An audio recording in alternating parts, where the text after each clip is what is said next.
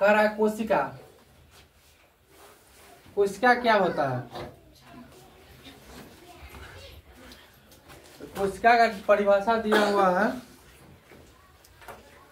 शरीर के संरचनात्मक एवं क्रियात्मक इकाई को कोशिका कहते हैं। यह सभी सजीव के मूलभूत इकाई है। क्या चीज समझा है? समझा तुम लोग?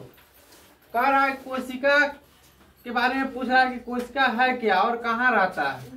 तो कोशिका शरीर के अंदर रहता है। देखो कह रहा है शरीर के, मतलब इस शरीर में ही रहेगा।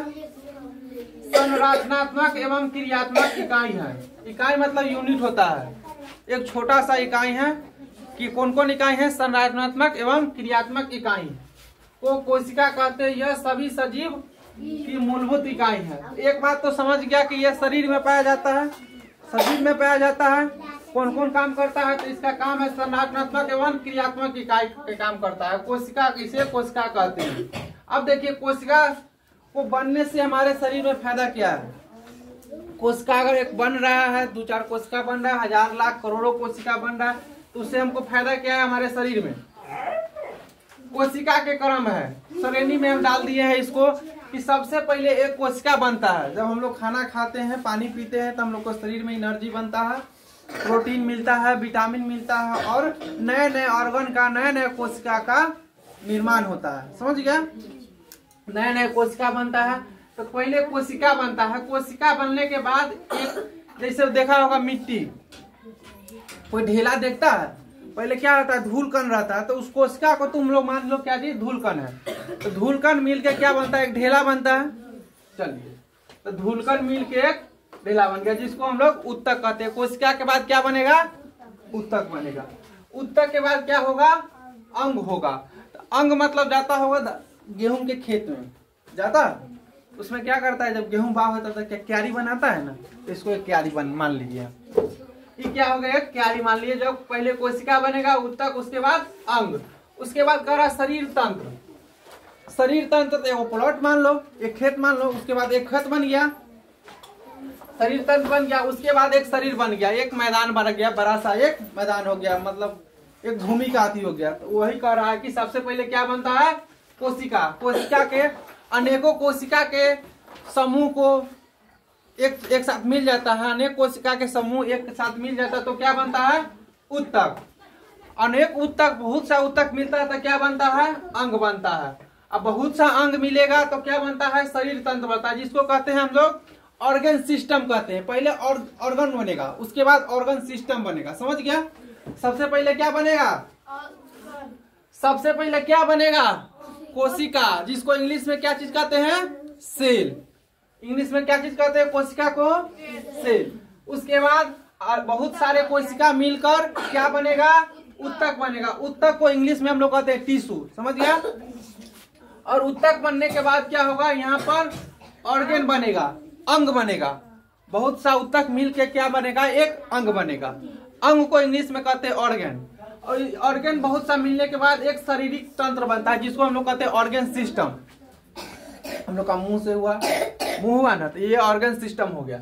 और इसके बाद एक शरीर का निर्माण होता है, जिससे हम लोग का शरीर का निर्माण हुआ है। समझ गया? यहाँ तक कोशिका के बारे में कोई पूछेगा तो बोल देगा, क्या बोलेगा? कि शरीर के संरचनात्मक एवं क्रियात्मक इकाई को कोशिका कहते हैं। ये सजीव का मूलभूत इकाई है। इसका श्रेणी पूछेगा तो बता देगा। सबसे पहले किसका निर्माण हुआ है? कोशिका का। कोशिका के बाद उत्तक, उत्तक के बाद अंग, उसके बाद शारीरिक तंत्र, उसके बाद एक शरीर का निर्माण होता है। समझ गया? इतना काम होने के बाद एक स्वस्थ मनुष्य का जन्म कहो या उसका जो स्ट्रक्चर बनता है वो चीज बनता है। कह रहा है कोशिका संरचनात्मक इकाई है। कैसे?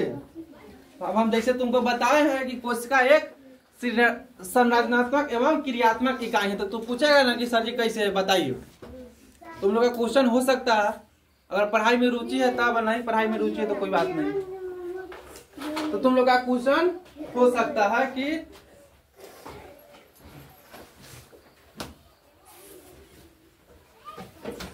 कोशिका एक संरचनात्मक इकाई है। कैसे है से देखो, एक भवन मान लो हम लोग का क्लासरूम हो गया, ये कोचिंग हो गया, ये मान लीजिए यही एक रूम हो गया, जिसको हम लोग भवन मान ली। क्या चीज कर रहा है, एक भवन को बनाने के लिए ईंट का संरचनात्मक इकाई, जैसे एक ईंटा होगी, जैसे ही कोई घर बन रहा है, ठीक है,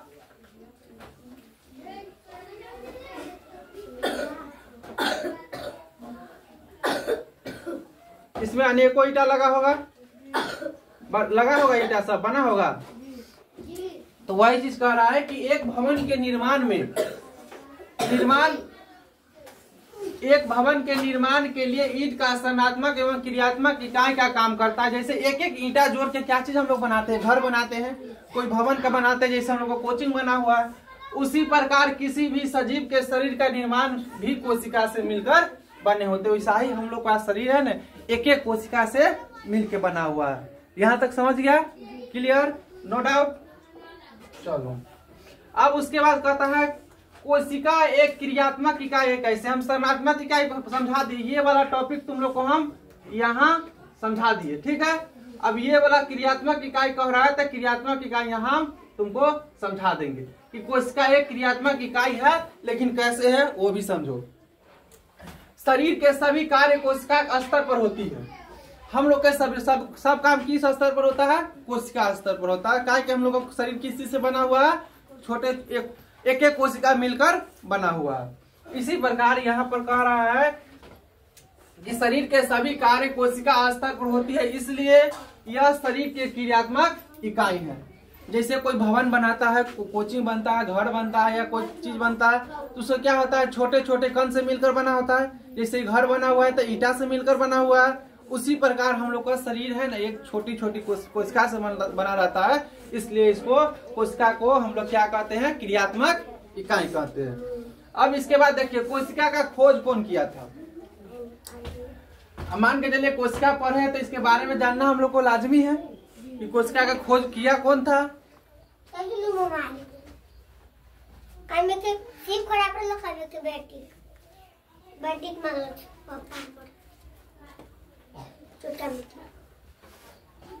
धर लो।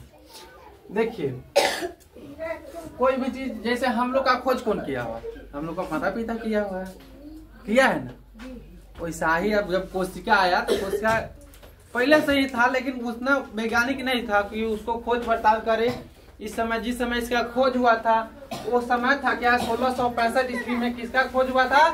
कोशिका का खोज हुआ था। कब हुआ था? चुप रहो। कब हुआ था कोशिका का खोज? 1665 ईस्वी। कर रहा है कोशिका का पता सबसे पहले पता कौन लगाया था? Robert Hooke. पूछेगा कोशिका का खोज कब हुआ था? 1665 ईस्वी में। कौन किया था?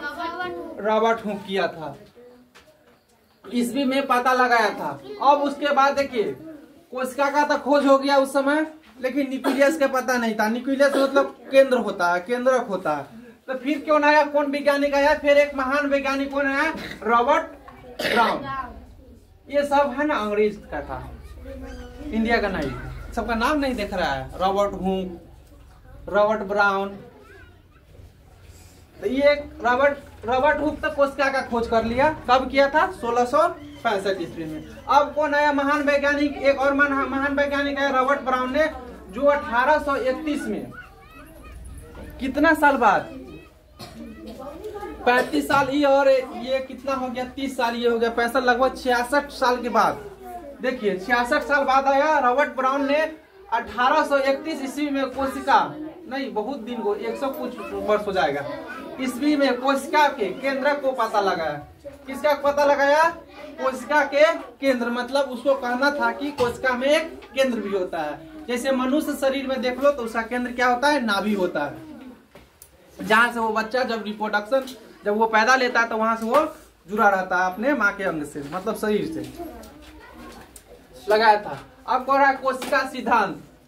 इंग्लिश में इसको बोला जाता है, इसको बोलते हैं सेल थ्योरी। इंग्लिश में क्या बोलेंगे? Cell theory. और हिंदी में क्या चीज कहते हैं? कोशिका सिद्धांत। तो इस सिद्धांत के सर्वप्रथम के मतलब होता है सबसे पहले। समझ गया?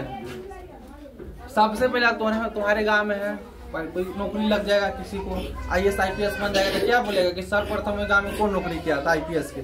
इसीलिए यहाँ पर कहा जा रहा है कि कोशिका सिद्धांत, इस सिद्धांत का सर्वप्रथम वैज्ञानिक, महान वैज्ञानिक एम स्लाइडिन कब किया था? 1833 ईस्वी में। और तथा टी समान कब किया था? 1839 ईस्वी में बताया था। कब पहला कौन वैज्ञानिक था? एम स्लाइडिन। और दूसरा कौन था? टी समान। तो एक पता लगाया 1853 में बताया और 1833 ईस्वी में, या दूसरा 1839 ईस्वी में, मतलब फिर दोबारा 6 साल के बाद वो बताया। सबसे पहले कौन बताया?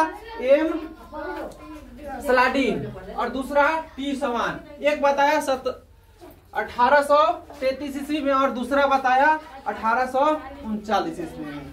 कह रहा है इस सिद्धांत के अनुसार सभी पौधे, जितना भी दुनिया में पेड़ पौधा होगा उसके बारे में कह रहा है, सभी पौधे और तथा सभी जंतु, जितना भी जीव देख रहा है तुम, चाहे वो छोटा हो चाहे बड़ा हो, चाहे वो व्हेल मछली मान लो, चाहे कोई हाथी मान लो, चाहे छोटा सा एक इंसेक्ट मान लो जिसको कीड़ा हम लोग बोलते हैं, छोटा सा कीड़ा मान लो या कोई बड़का चीज मान लो, या हाथी मान लो, चाहे व्हेल मछली मान लो। वही कह रहा है सभी पौधे तथा सभी जंतुओं कोशिका से बने हैं, जो कि जीवन की मूलभूत इकाई है। सभी कोशिका को पूर्ववर्ती कोशिका से बनी होती है। जैसे देखो, इसका कहने का मतलब है पूर्ववर्ती कोशिका से बनने के मतलब क्या कह रहा है? हम लोग भी पूर्ववर्ती कोशिका से बने हुए हैं, अपने पिता और माँ के अंग से बने हुए हैं ना। उसी तरह कह रहा है कि अगर कोई भी चीज बना हुआ है ना, कोई भी कोशिका, तो पूर्ववर्ती कोशिका से बना हुआ। कोई भी चीज देखो, कोई जानवर हो गया तो अपना बच्चा को जन्म देगा तो अपना कोशिका, वो अपना शरीर का हर एक अंग उसका है ना, उससे मिलता है, उससे क्या होता है, उसके अंग से उसका अंग निर्माण होता है। उसी तरह यहाँ भी कह रहा है कि प्रत्येक कोशिका, दुनिया में जितना भी कोशिका वो क्या होता है? पूर्ववर्ती कोशिका से बना होता है। जो पीछे वाला होगा, हम लोग का आनुवंशिकता गुण कहाँ से आता है? अपने माता पिता, लगभग 7 पीढ़ी पहले से आता है। बाबा के बाबू, ऐसे आता है। सबका क्या होता है? गुण रहता है। तुम आदमी के देखता हुआ कि बौना हो जाता है। ये नहीं करना कि वो अपना बाप माता करेगा, वो कहीं जा सकता है।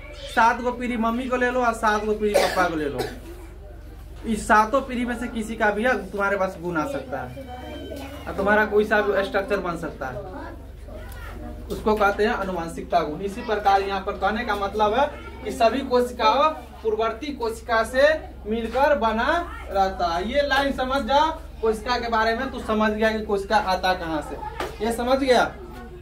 अब यहाँ से ऊपर से नीचे तो कोई डाउट नहीं ना है? चलो, कोई डाउट नहीं है तो आज की क्लास यहीं तक। अब अगले दिन